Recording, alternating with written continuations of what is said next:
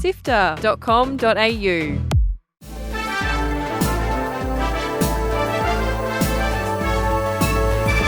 Hi, I'm Fiona Bartholomaeus. And I'm Kyle Pauletto. Welcome to Walkthrough, SIFTER's weekly recap on the biggest news in video games. This week, Unity manages to piss off all your favourite indie developers, and both Nintendo and Sony show off their upcoming games. Here is the news for Sunday, 17th of September. Let's go. Join the SIFTER community on Discord at sifter.com.au/Discord. Well, the biggest news this week was easily the hand grenade that was thrown into the indie game development scene when game engine maker Unity decided it was going to start charging developers a new fee for using the platform. Here is the crux of Unity's plan. On the 1st of January next year, any developer that made over $200,000 over 12 months and been installed 200,000 times would need to pay Unity 20 cents every time a game was installed. Not every time it was sold, you heard right.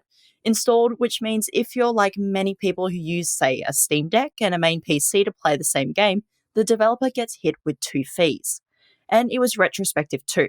If you pull your game from sale on the 31st of December but had already hit the threshold, you were still on the hook for the fee. Unity says it's going to estimate how many copies are out there using an unknown method, but people are suspicious it'll be something akin to spyware.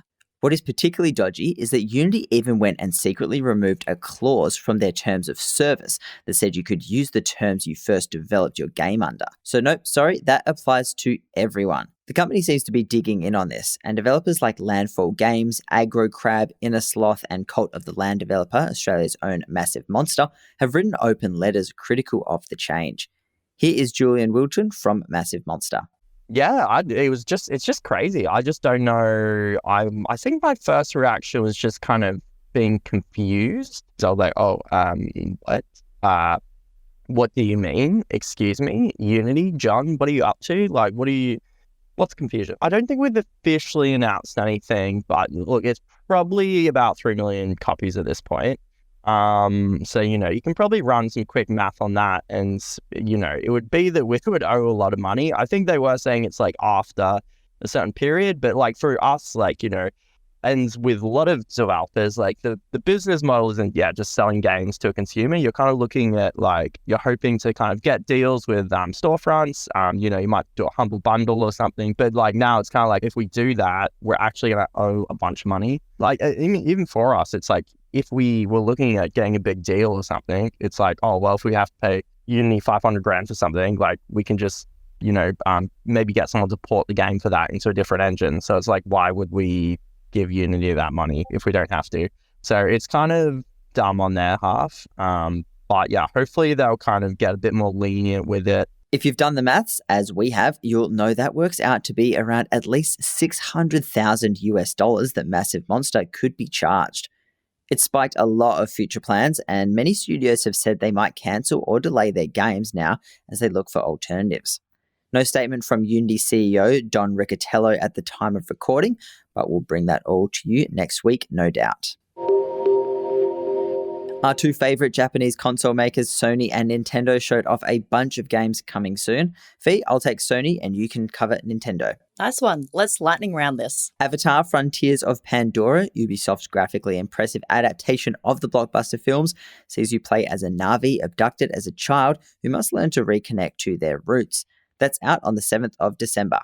Cyberpunk speedrunning game Ghost Runner 2 got a new demo and a release date. You can dart, slash, and ride from the 26th of October. Helldivers 2, the third-person team-based shooter, arrives early next year. This sequel changes quite a bit from the top-down original. Pick it up on the 8th of Feb. Marvel's Spider-Man 2 looks visually stunning and is swinging onto consoles really soon. Pick that up on the 20th of October. And lastly, Final Fantasy VII Rebirth arrives in February next year with some big open-world exploration after stepping off that rotting pizza at the end of Remake. It's on 2 discs. Trust me, this is a big deal for the old school players, and you can play it on the 29th of February.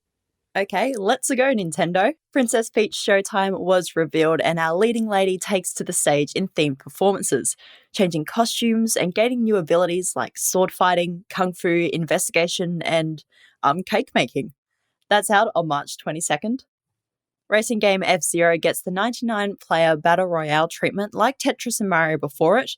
the classic NES game is out now for Switch Online subscribers. Unicorn Overlord is the next title from Vanillaware makers of 13 Sentinels Aegis Rim. This time it's a medieval tactical fantasy game with an incredible hand-illustrated style. Gianni and Adam are super excited for this one when it arrives on the 8th of March next year. The first 3 Tomb Raider games are being remade by Aspyr, with updated graphics and a quick switch mode to check out those PS1 polygons. Go Guns Akimbo from the 14th of Feb. Paper Mario The Thousand Year Door and Mario vs Donkey Kong are both getting a remake. We got a bunch of release dates for games we've already seen a bit of too. Detective Pikachu Returns arrives on 6th of October, WarioWare Move It releases on November 3rd, and Super Mario RPG is out on November 17th. What are you most excited for? Leave us a review with the game you're looking forward to and we'll shout you out next week. Australia's notoriously heavy-handed national classification scheme will be overhauled after banning Fallout 3 and more recently Disco Elysium over depictions of drug use. Moving forward, the system will open its arms to in-house or third-party classifiers trained and accredited by the government, which it does sort of already have, but this will be expanded. Only Up, the popular climbing game that took Twitch by storm, has abruptly been pulled from Steam. The game's developer, Indie Solo Dev, announced this week they wanted to put the game behind them after suffering lots of stress.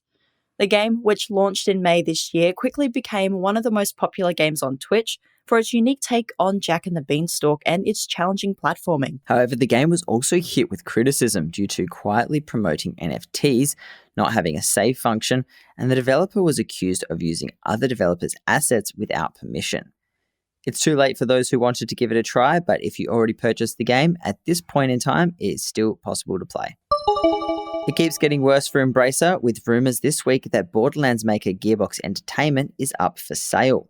It's part of a wide restructuring due to the collapse of a deal with Saudi gaming capital firm Savvy Games Group earlier this year. Gearbox Chief Communications Officer Dan Hewitt said in an internal email that a couple of options are on the table and nothing has been decided yet, but confirmed Gearbox could be sold or made independent. That's it for the big headlines. Here's what's coming out over the next week. Out on the 19th is Lies of P, a reimagining of the Pinocchio tale in the style of an actually pretty interesting looking Souls-like, and it's getting some pretty good reviews. That's coming to PC, PlayStation, and Xbox this Tuesday. Also out Tuesday, Mortal Kombat returns with the extremely confusing title Mortal Kombat 1. It's the 12th main installment in the iconic series and serves as both a sequel to 11 and the series' second reboot. That's coming to PC and current-gen consoles on the 19th. The indie post-apocalyptic RPG Day of Doom is out this week. Players will need to guide survivors through cartoon-style chaos to safety, taking on zombies and raiders in turn-based combat. That's out on all platforms on the 21st. Payday 3 is finally here, 7 years after it was initially announced. Dive into New York City with the crew, planning heists and making tactical choices to get the job done. Go stealth or loud, solo or with pals. Coming to PC and current-gen consoles this Thursday.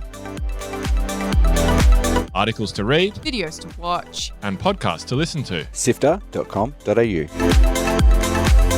This has been walked through by SIFTER. My name is Fiona Bartholomaeus. And my name is Kyle Pauletto. Thank you so much for listening. We know you love our podcast, so why not become a monthly backer on Ko-Fi? Your support lets us keep making our shows and it's easy to do. Head to sifter.com.au/support, where the support starts from just $1 a month. That address again is sifter.com.au/support. SIFTER is produced by Fiona Bartholomaeus, myself, Adam Christou, Daniel Ang, and Chris Button. Mitch is senior producer, and Gianni Giovanni, who edited this episode and the script, is our executive producer. Thanks to Brian Fairbanks from Salty Dog Sounds for composing the walkthrough theme tune. And thanks to Audio Technica Australia for their support of SIFTER's podcast. Thanks again for listening. We'll be back with more news next Sunday.